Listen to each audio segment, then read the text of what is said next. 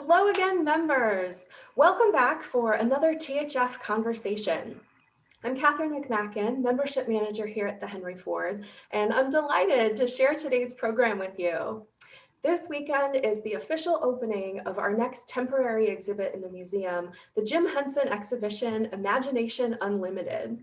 And of course, members are invited to be the first to see it at our exclusive member preview day this Friday. So I hope to see lots of folks there. Before we head to the museum, though, we'll peek behind the scenes of the exhibit with today's THF conversation, Imagining the Jim Henson Exhibition.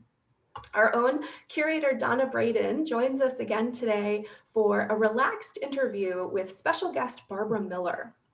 Barbara is Deputy Director for Curatorial Affairs at Museum of the Moving Image in New York, where she directs the content of the museum's permanent collection of material culture related to film, television, and digital media, and she organizes exhibitions like the Jim Henson exhibit.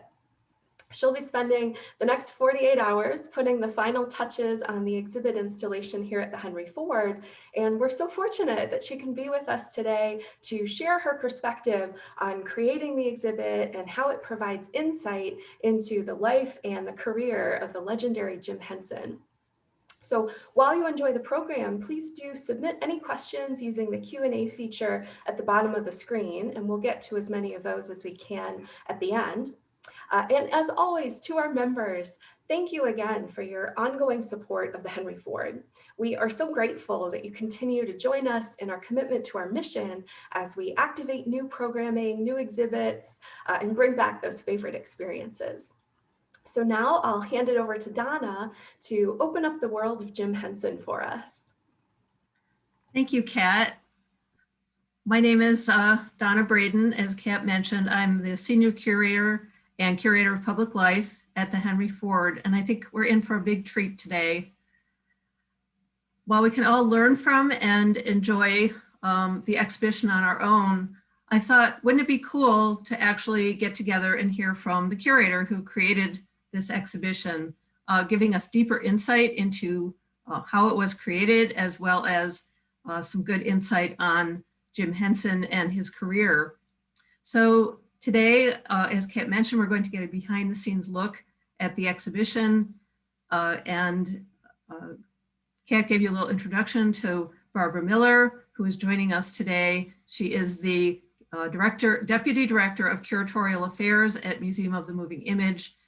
She organizes exhibits. Some of her exhibitions include the long-term, larger exhibition, the Jim Henson Exhibition, which I am pleased to say I saw, and it's wonderful, and I can't wait to see the traveling version of. Also, she helped create Matthew Weiner's Mad Men, graphic films and the inception of 2001, A Space Odyssey, the animation art of Chuck Jones, and Born Digital, Pathways Toward Preservation, an Andrew W. Mellon-funded initiative to institute sustainable collection and exhibition practices related to digital media. Miller is currently leading an initiative at Museum of the Moving Image to completely reimagine and redesign its core exhibition, an effort supported by the Institute for Museum and Library Services. She received her PhD in cultural anthropology from New York University and has taught museum studies at Fordham University. So Barbara, welcome, and thank you for joining us today. Thanks so much, Donna. It's a real privilege to be with you guys. Excited. Yeah, I think this is going to be great. There are so many questions I have, and I'm sure many other of you out there have as well. I'm going to be dividing my questions into basically three groups. One is about the background in the creation of the exhibit. One is about how it helps us learn more about Jim Henson, and then kind of what we can take away from the exhibit and how it can inspire us personally and today and into the future. So first of all, about what was involved in making the exhibition. How did this traveling exhibition evolve from the larger stationary exhibition at Museum of the Moving Image? What is similar and what is different?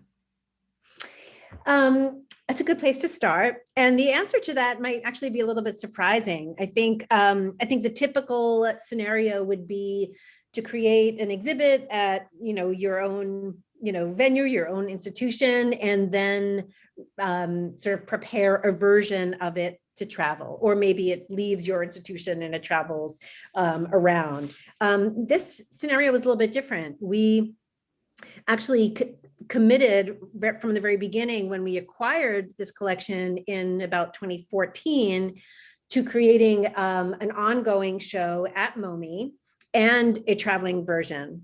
And actually, because of myriad bureaucratic things that have to do with the city of, we're in a City of New York owned building, and sort of preparing our gallery to open took longer than any of us imagined. So actually the traveling exhibition opened first before our show at MoMI by maybe 3 or 4 months. So the traveling version of the Jim Henson Exhibition opened in Seattle, I think in April 2017.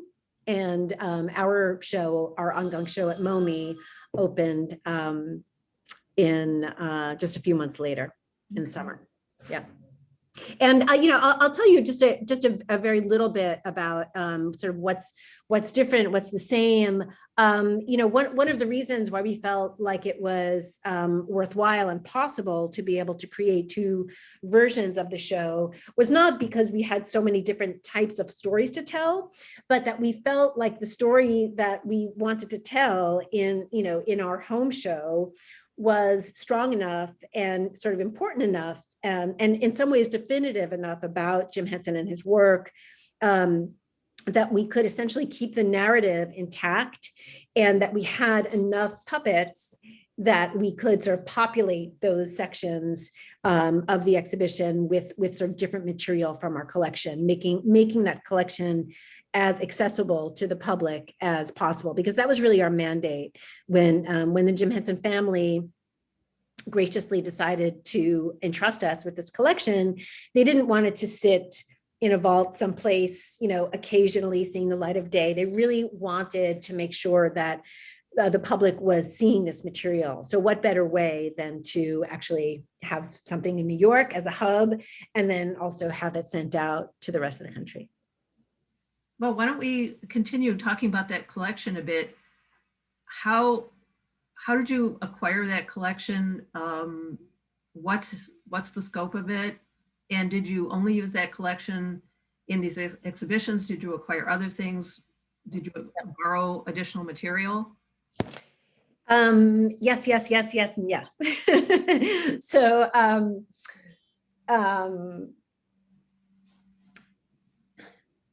the collection that came to us is largely like a three-dimensional object, three-dimensional objects. They're, I would say we acquired somewhere in the neighborhood of about 400 things.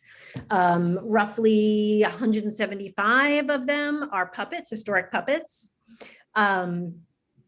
Both, stars like Kermit and Miss Piggy and Gonzo and Bert and Ernie and Big Bird, and, but also a lot of kind of minor characters that there's like, weird, rich histories, behind.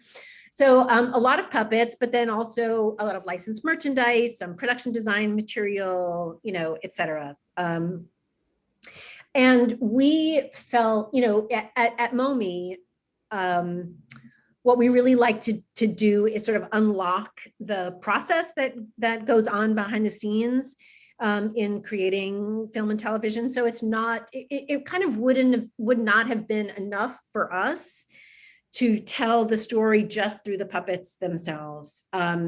Because in a way, that's what people come to see. In a way, the puppets, they kind of stand in for the characters, even though of course they're not the character, because there is no one performing them and there's no voice and all of that. I keep reminding myself of that. I know. So we felt like it was really important to contextualize all of that material with other things that would make that process come alive. And in order to do so, we borrow a lot of material on an ongoing basis from the Jim Henson Company archives. And that is, that's housed, within the Jim Henson Company. And my very close colleague, Karen Falk, is the archives director there.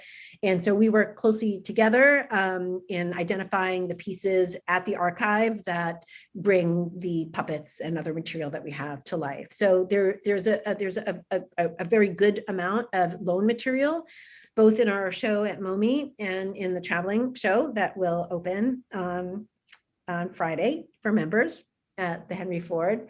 At the same time, we have been active collecting other kinds of material. For example, we just acquired, we're in the process of acquiring costume design sketches from one of the costume designers that worked on the Muppet Show and other Muppet, productions for many, many years, et cetera, et cetera. So there is sort of a small, but, substantial universe of people out there that have worked with Henson and his company over the years with the various productions, and we definitely keep our eye out for other material that can help bring our core collection to life. Okay. I'm going to ask a question that people always wonder about curators' work. When you had the collection, you might have had the idea to do the exhibition or the expectation. How do you begin? How do you begin thinking about it? And where do you look for information? It's a good question, and it's really hard to answer. There are so many different paths through the story. I mean, what's interesting is in this case in particular is that this whole initiative began when MoMI hosted an exhibition called Jim Henson's Fantastic World that was organized by the Smithsonian, that my colleague that I mentioned before, Karen Falk, was the curator for. And it was the Smithsonian Traveling Exhibition Service of Sites, right? They, travel these exhibitions around. So that included a lot of puppets and a lot of sketches, a lot of the same kinds of things that are in our show, but they were used to tell a slightly different story. So it's all of that is just to say that there are many different kinds of stories you can tell with this material. And I think because we knew this was going to be an ongoing exhibition, and we wanted it to sort of be a definitive exhibition about Jim and his work, and to focus, because we're a moving image museum, not on puppetry per se, but on the productions, that I think we kind of dug into like what are the key moments in his career, in the sort of life of his company, that would bring out, that would like dovetail with the kinds of stories that we tell at MoMI, and would do so in a way that fit our mission in a really substantive way, so that it made sense for us to have it as an ongoing exhibition, right? Does that make sense? So, yes. So in doing so, then it made sense for us to kind of start with early television, and then move to, and in a way, Jim's life and his career cooperated very, very well with us, because we were able to sort of carve it into these sections that they each sort of have their own broader historical perspective also, in addition to being really sort of about Jim and his work. And I can go into that a little bit more. I can share some images of the show at MoMI. But I think that was really important to us, that it wasn't just diving into little details about Jim Henson necessarily. We're looking at Jim's work, certainly, and the work of his creative partners, but we're using it as a lens to tell bigger stories as well. Right. And I think we all as curators answer in the same way, which is, it's never about what we personally want. We first look at our institution's mission statement, our mission and our vision. We kind of figure out how the story fits the mission. And so it sounds like that's exactly what we're doing, and it fit very nicely, this history. So do you want to talk about kind of what the main idea of the exhibit is, and some of those sections that you mentioned? Sure. I'll say a little bit, and then I guess I'll start showing some pictures because it's always fun for people to see.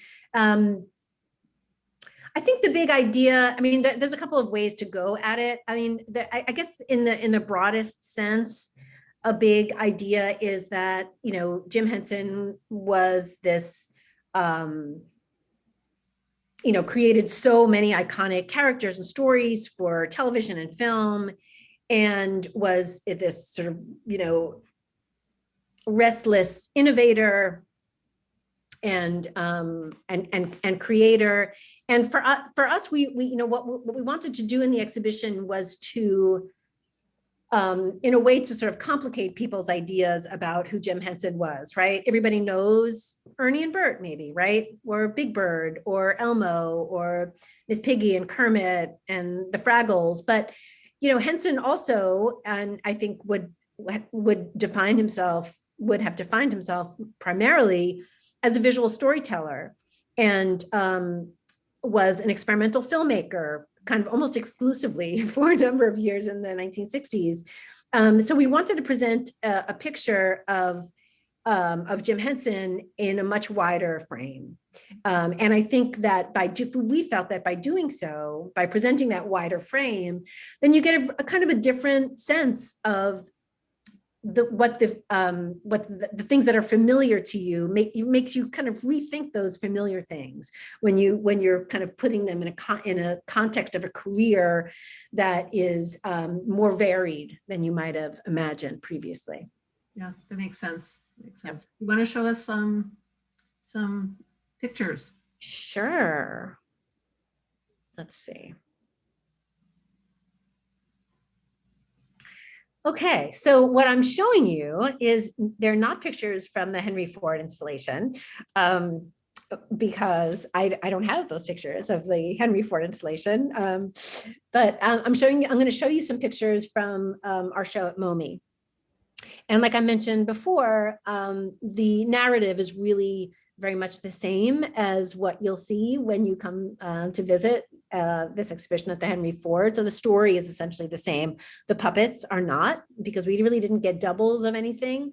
The only exception is that you can't, I think, have a Jim Henson exhibition without Kermit the Frog. So we had to sort of borrow another Kermit to be able to include in the traveling exhibition. So I'm really just going to walk you through very, very quickly and give you a sense of how the exhibition is organized and the different sort of narrative elements to it, right?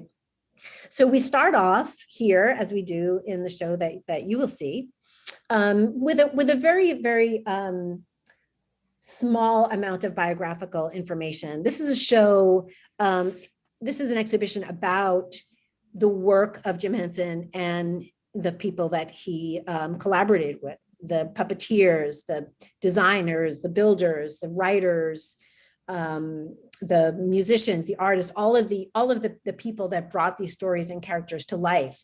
So we didn't devote a lot of time to like the biography, but we did want to give you a sense of not everything about his childhood, but what was important for him and like what shaped his perspective as a visual storyteller. So there's a period television with some clips on it of things that he was really enthusiastic about watching.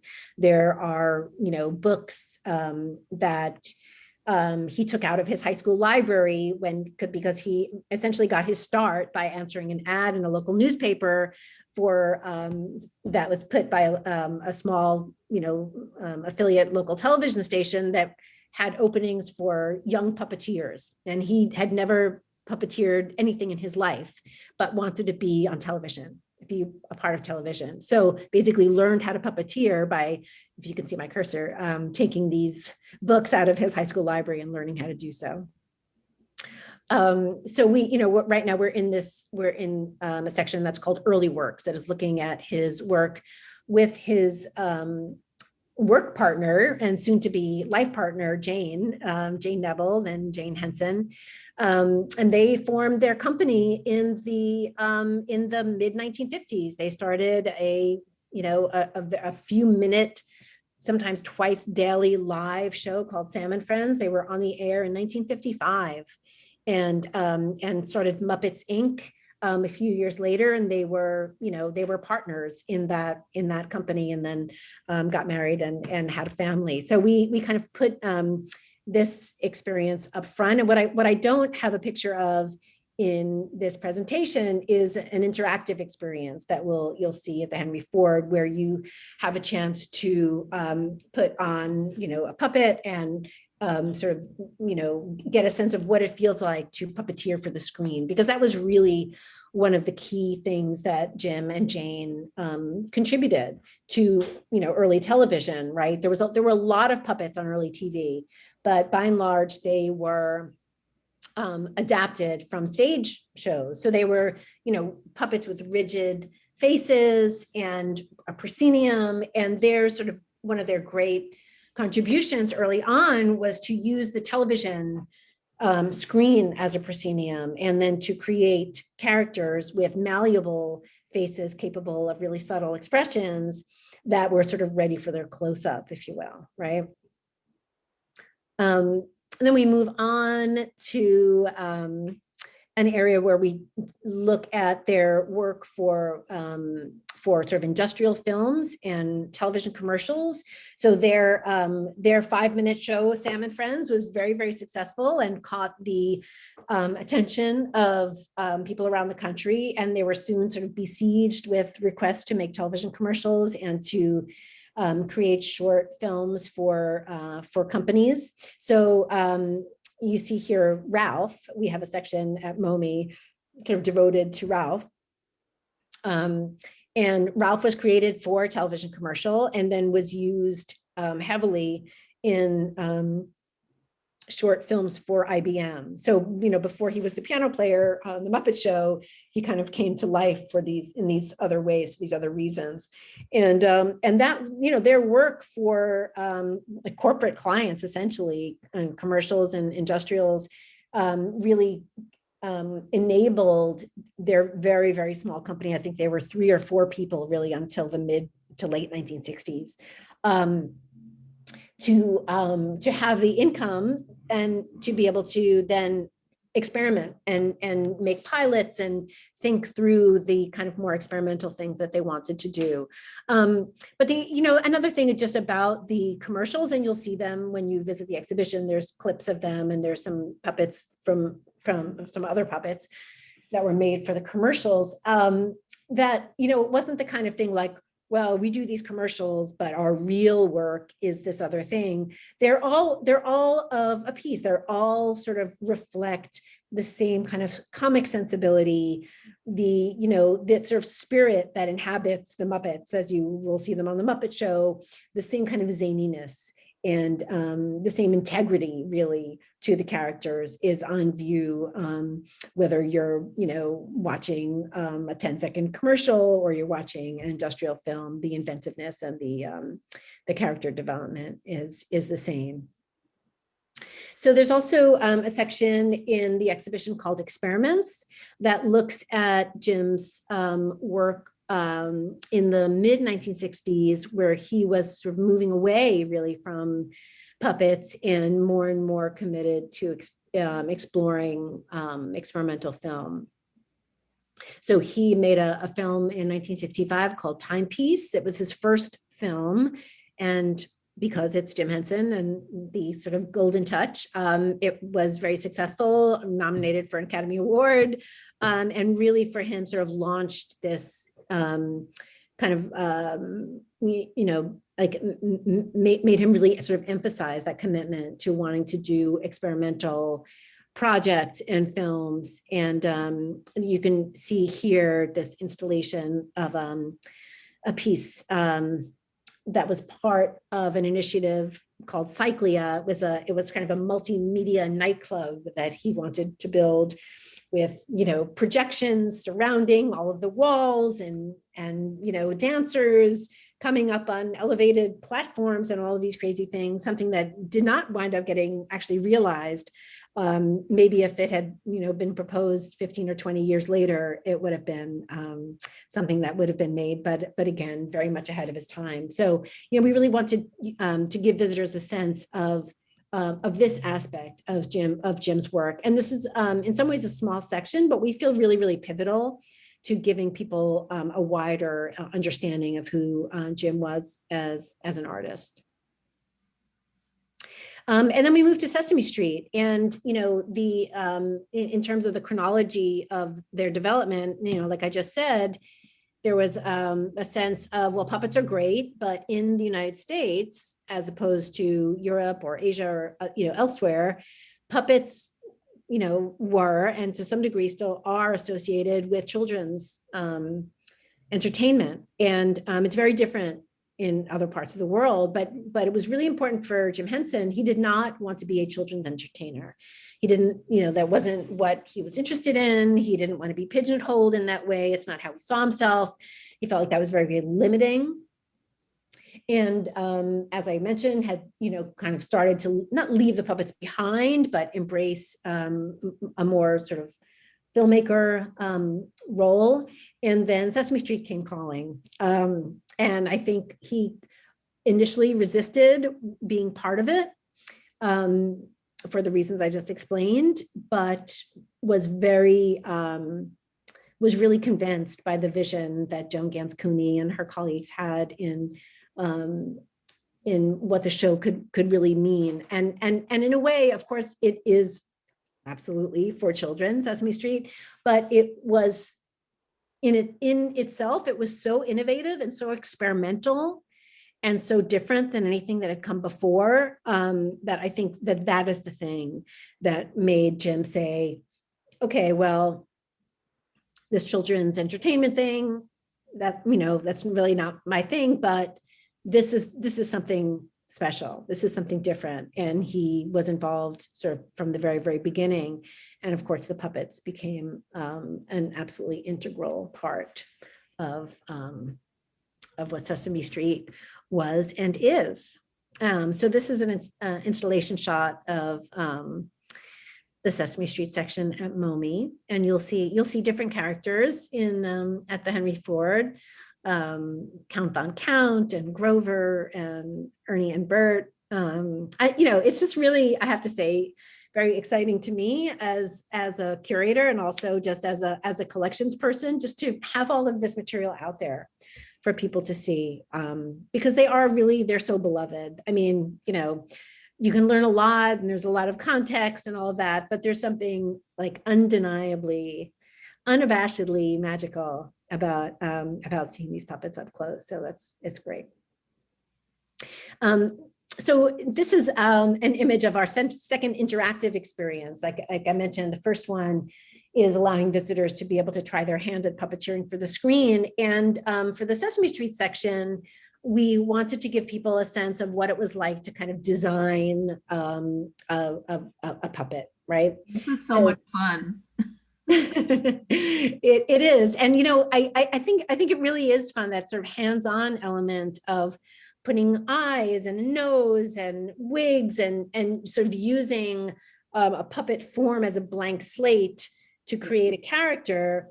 It was just, it was sort of irresistible. And when we were thinking through how to approach this very, very early on, the sort of natural inclination was to say, well, let's just do this digitally, because, people are going to, the wigs are going to get stolen, or they're going to get dirty, and it's going to be hard to maintain, and blah, blah, blah. But we really couldn't not commit to a hands-on element of this, because of course, puppetry itself is so hands-on. Even digital puppetry is hands-on, because there is someone who is manipulating something from afar to make that digital puppet happen, right? So, everything about this process is so hands-on.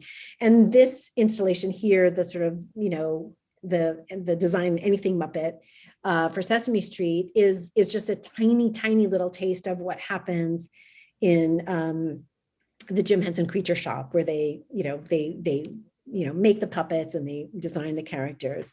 And sort of historically, the reason why this is in Sesame Street is that it was really the first time where Jim's company had to sort of scale up the production of lots and lots of characters. Up until that point, they had kind of like a stock company in a way, right? They had however many puppets, and they would be repurposed. I mean, even Kermit in the early days was not a fixed character, right? He sometimes wore a wig and was something else. And, they kind of like changed their shapes, but then of course they, established their own character, as time went on. But Sesame Street required like a very large cast of puppets, and it was not really tenable to like make every one of those extras bespoke. So the company came up with this sort of set of puppet shapes, like a finite number of forms, which could be repurposed and redecorated, if you will, to, by the change of eyes and nose and costume and wig, various accessories to look like anything and everything. So there, in our show at MOMI and in the version that you'll see at Henry Ford, there's a reel of clips of this puppet form, this blue anything Muppet, and how it looks in Sesame Street from in a variety of costumes, and you get a chance to do that yourself. And then we are on to a section just called The Muppets, and it kind of details how it was kind of a many year journey for Jim to have his idea for a long form variety show featuring his Muppet characters. He made a couple of pilots for ABC. He did a pitch reel for CBS. Nobody wanted this show because, again, in the US, puppets are for children. No one's going to watch this. Who cares? This is too weird. What are you doing? And finally, the Muppet show ultimately gets made in England and is then syndicated and is, within a year, like a complete international juggernaut sensation. So this Muppet section doesn't just talk about the Muppet show. It has material from the pilot episodes, and it has stuff from the Muppet Show, of course, and also the feature films as well, in addition to Muppet Babies. So this is some of the stuff we have at MOMI. So when you Michigan folk come to New York, you'll come visit us and see Miss Piggy in her wedding dress, the one and only. And what's nice here, you can get well, this is not Miss Piggy, this is something else. But, again, we really try and contextualize all this and not just deliver the puppet that you want to see, but give a sense of like how the persona was developed and who was behind that and what they were thinking about and, what kinds of icons they were thinking of as they developed Miss Piggy into her own fashion icon.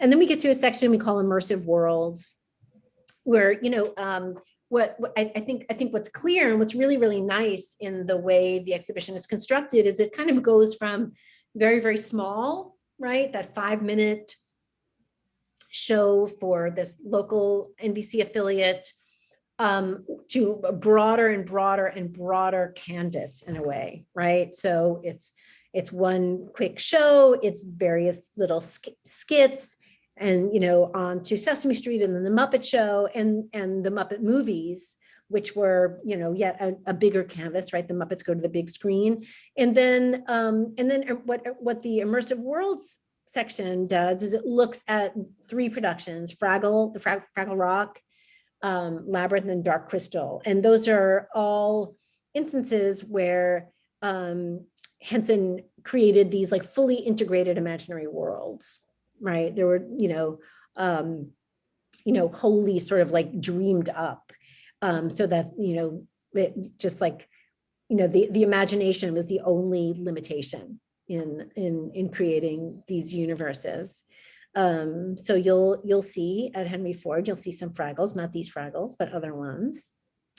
And also some material from Labyrinth. Actually, what you will be able to see are the even grander Labyrinth costumes. We have the ballroom costume and the costume that David Bowie wore as Jareth in that ballroom scene. And they are incredibly beautiful and dramatic. Very exciting. What you don't have is a Skeksis in that show, but you will see Agra and Jen and Kira and all these, these great things. And just as a special little treat, some of the folks that were at the Henry Ford installing the show that you will be able to see sent these before pictures, and you'll be able to see the after. But this is just kind of some behind the scenes material of the stuff out of getting, unpacked out of the crates and ready to be hung up on the walls. This is a worm circus. This is from an episode of Sesame Street, like basically a set for a skit from Sesame Street that features some of the worms, things going up on the wall, Muppets. And I believe this is the case that the ballroom costumes go in. And that's it. Those are all of my pictures. Wow, that is amazing. That's so exciting. I think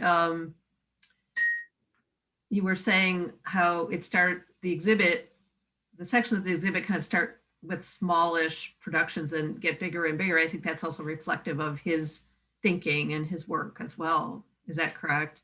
Yeah, absolutely. I mean, there is that, there's definitely that correlation between that. I mean, and it makes sense. So, I think what we wanted to leave people with was just a vision of Jim Henson and his team as just endlessly curious, and what's the next thing, and not what's the next thing leaving the past behind, right?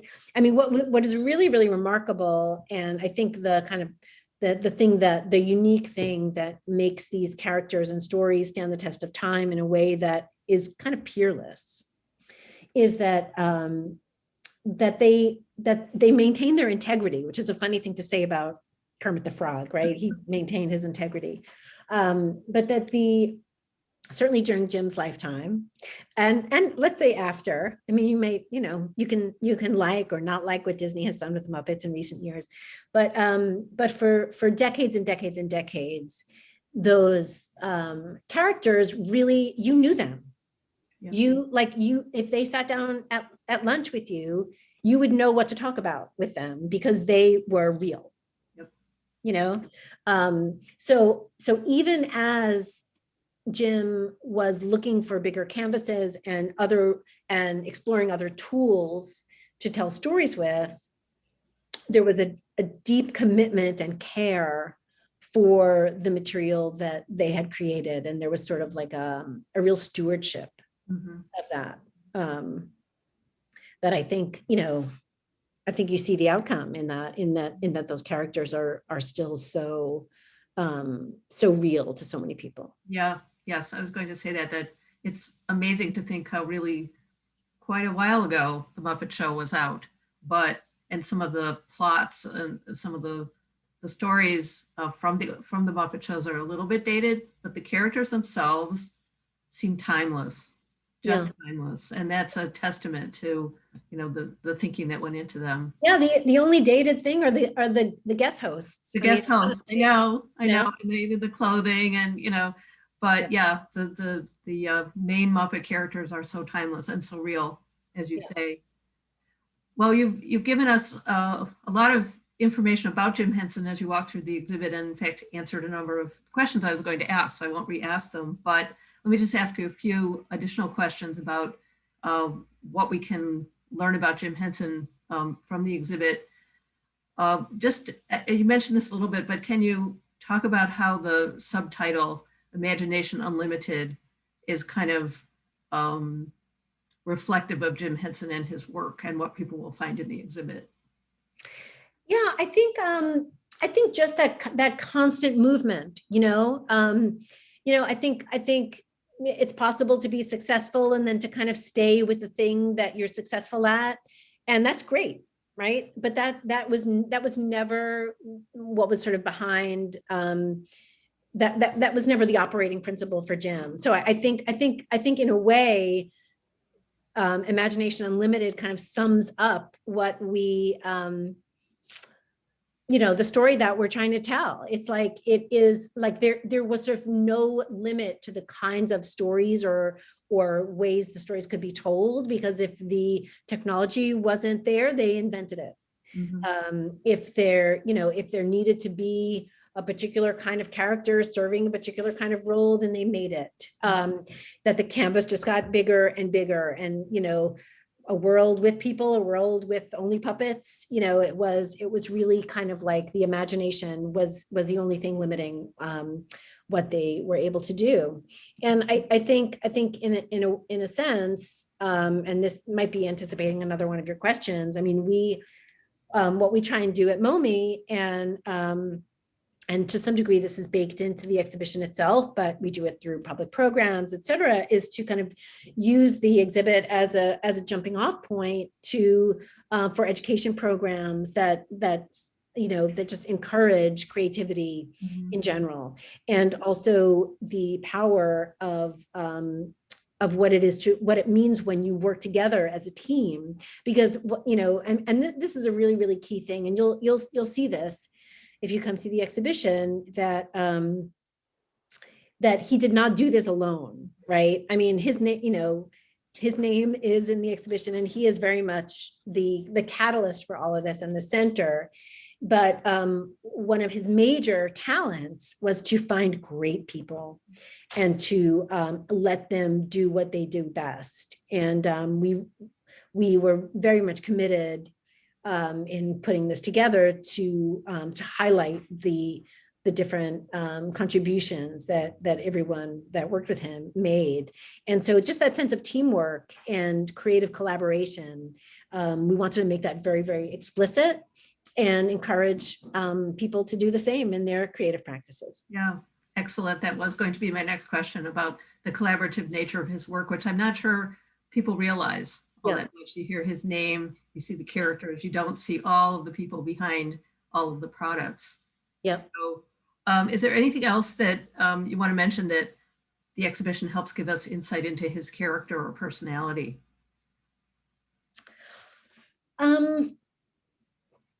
I mean, not really, other than just to say, I think for very good reason, there has been like a real reckoning about a lot of cultural figures. And, we've, as a culture, have had to decide, do we continue to,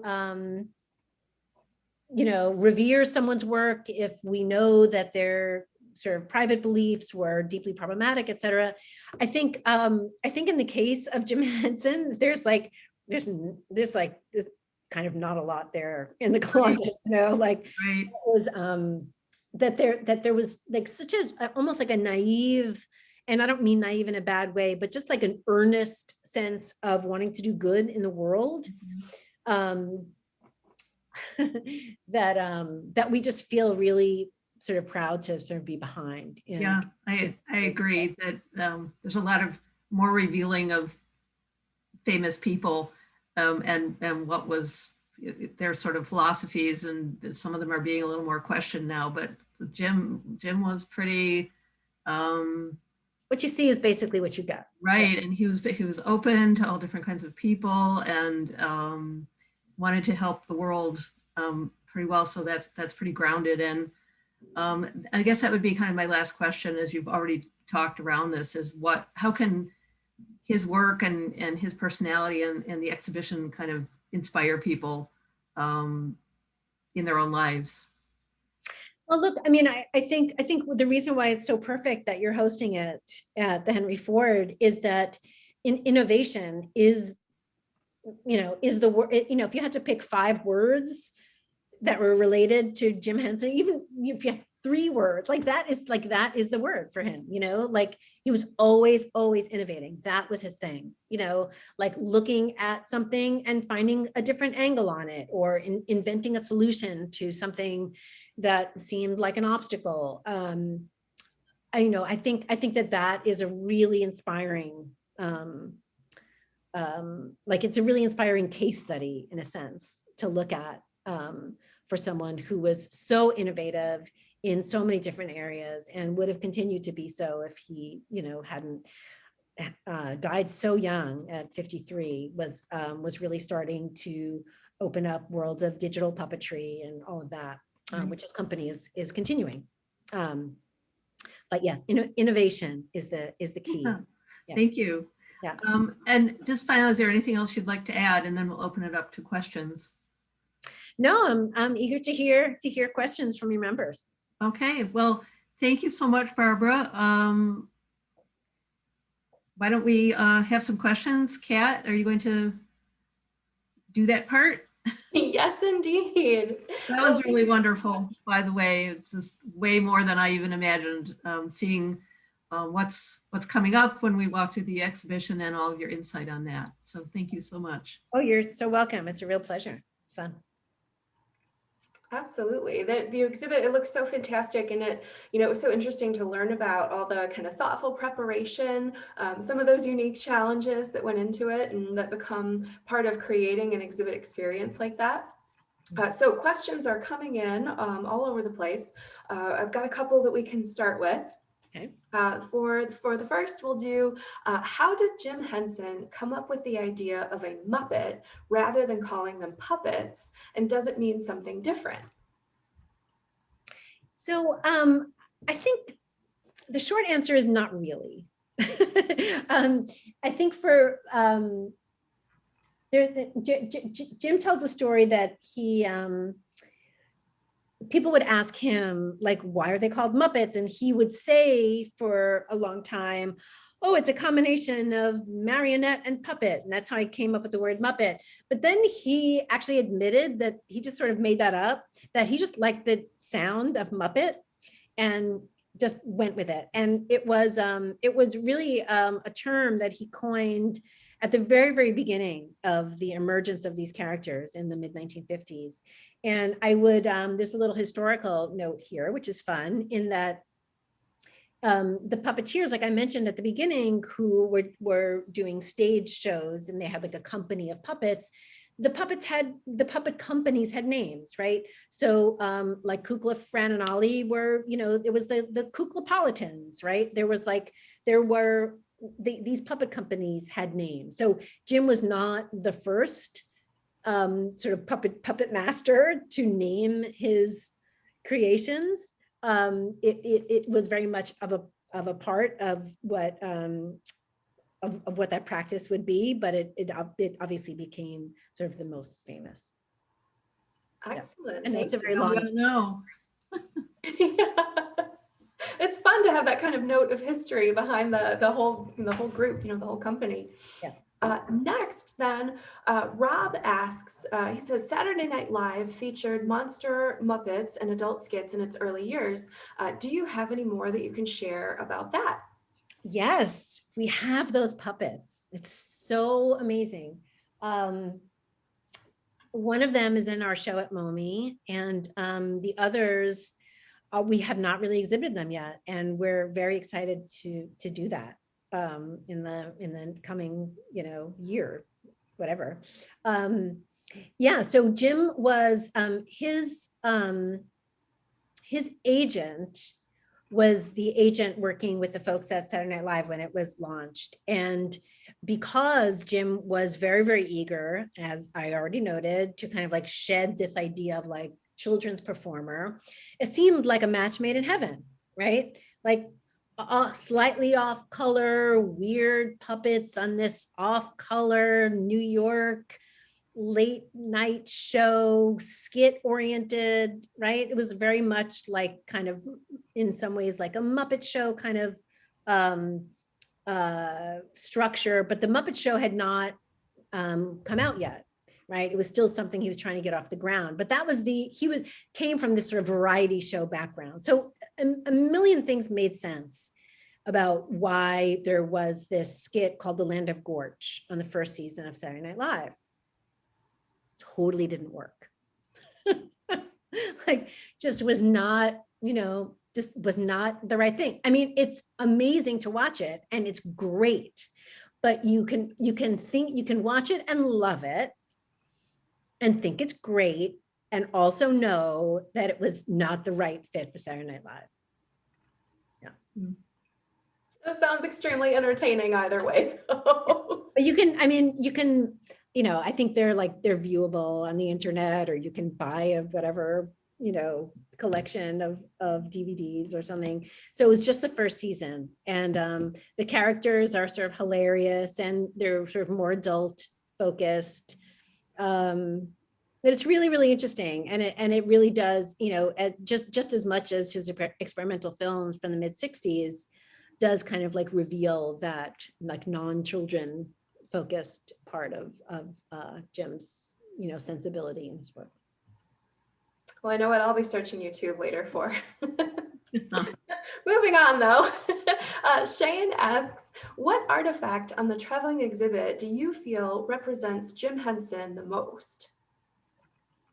That's a very good question.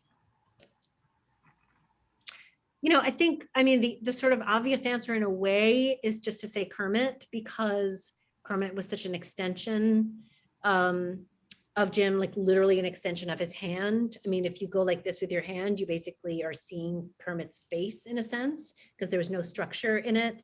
I think Jim felt closest to Kermit of all of the puppets. But I know that's a bit of a cheat of an answer, because of course it's Kermit. I don't know. I'd really have to think about that, but I think maybe I'll stick with my answer of Kermit. Yeah, let's stick with that. We'll stick with Kermit then. And it seems like knowing a little bit about the story, that everything that happened at the time was a Jim Henson thing, and then the next thing was a Jim Henson thing. So it's really hard to find the thing that is above all the others. And Kermit is probably about it. It's true, and it's also that that's so, that almost everything, almost all the elements of the work that's on display is a product of the work of a lot of people together. Again, that story of collaboration is so key, and it's so obvious once you start kind of really getting into the material. And I guess the reason why Kermit's actually a good answer is because that was a puppet that he made in 1954, 1955, on his own in his parents' house. So it really is something that is different than a lot of the other things that there was a designer, and there was a builder, and there was other people involved. That's a really great kind of segue into another question that's come in. Ashley asks, what do you think was Jim's biggest challenge in his career? It's a really good question too. I think a big challenge was getting people to believe in the idea of the Muppet Show, that to trust that there was going to be an audience for something that appealed to people of all ages, and not just because there were in jokes for adults and cutesy puppets for kids. Because it wasn't about that. It was about there was this space that we could continue to create for entertainment that appealed to humans, no matter how old they were, in an industry that was increasingly, and certainly now, becoming so much more segmented. I think it was really getting people to trust the idea that kind of presentation would be possible.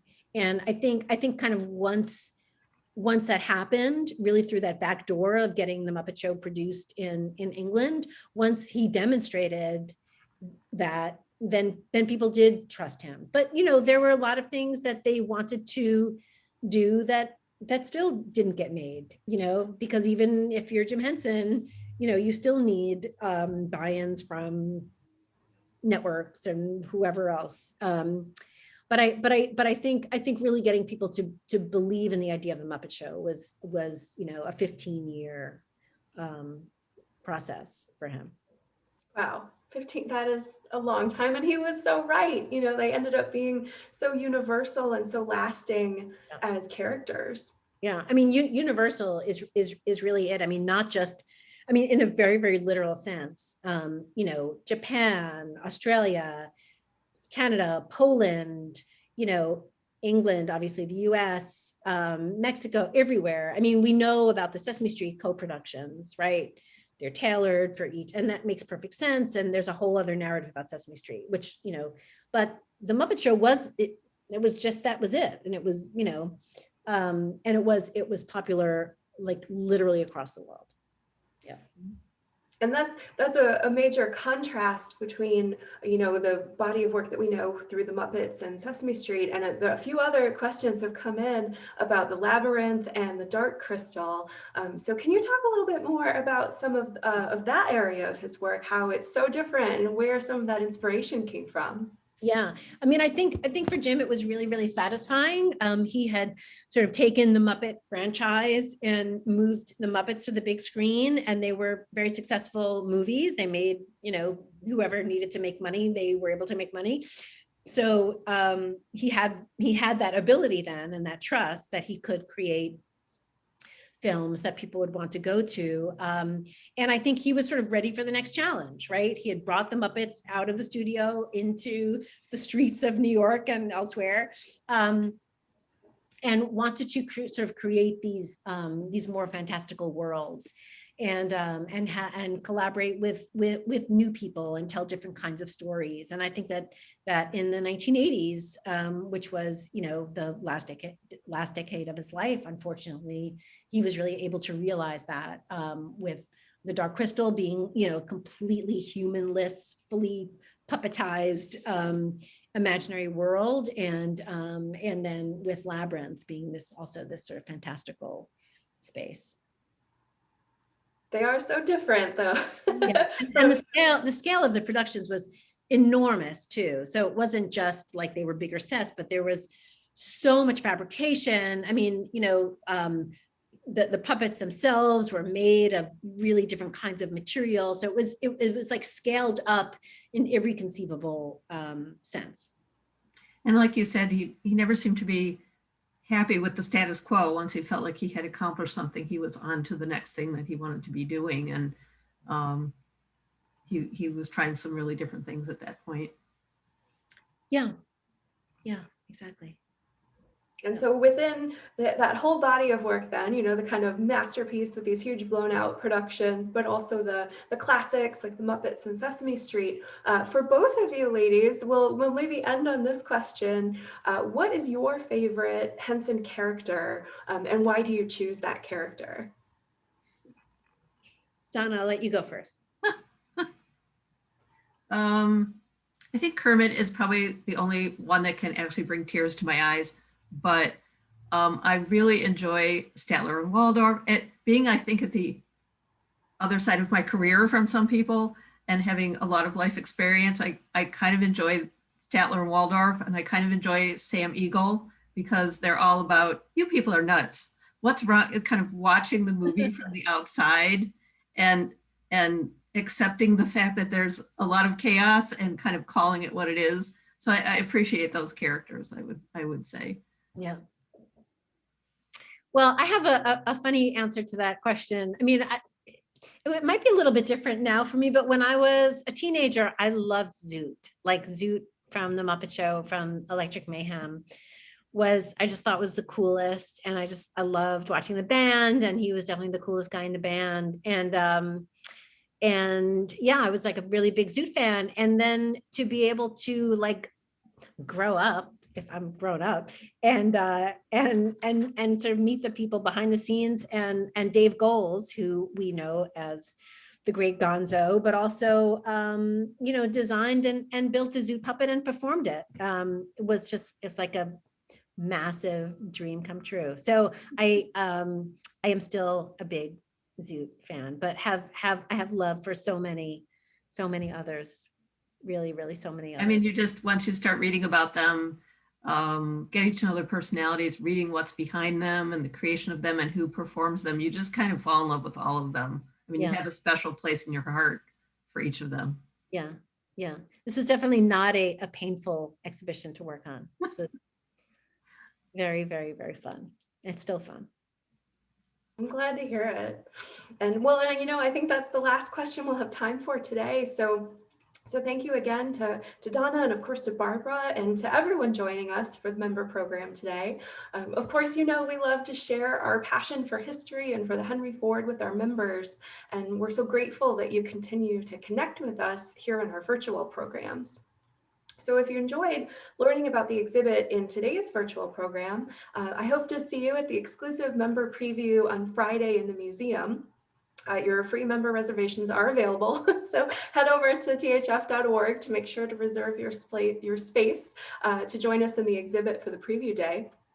And finally, as we wrap up, thank you again to all of our members for all that you do to support the Henry Ford. And we'll see you next time. Thanks, everybody. Thank you. So long. Thank you, Barbara. Thanks.